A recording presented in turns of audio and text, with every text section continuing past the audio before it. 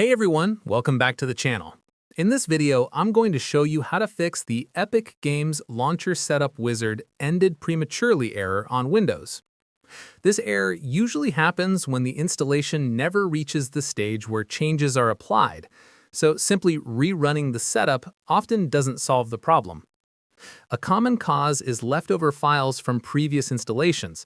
To fix this, open File Explorer and navigate to your default installation folder, usually on the C drive, and delete any Epic Games-related folders in Program Files or Program Files x86. Then type %appdata in the Windows search bar, press Enter, and remove any folders related to Epic Games there as well. Make sure to empty your recycle bin so all files are permanently removed. Clearing these remnants helps prevent conflicts during the new installation. Another way to solve the issue is to run the installer as an administrator. Right-click the Epic Games Launcher installer file and select Run as Administrator. This gives the installer the elevated permissions it needs to modify system files, bypassing restrictions that might have caused the previous installation to fail. If the standalone installer still doesn't work, you can try installing the Epic Games Launcher through the Microsoft Store.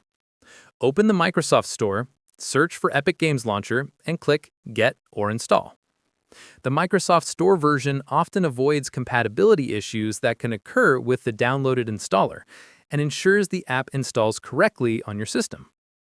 Other tips include re-downloading the installer in case the original file is corrupted, temporarily disabling antivirus software, or using a PC repair tool like Fortech, which can fix underlying system errors that might prevent installations from completing.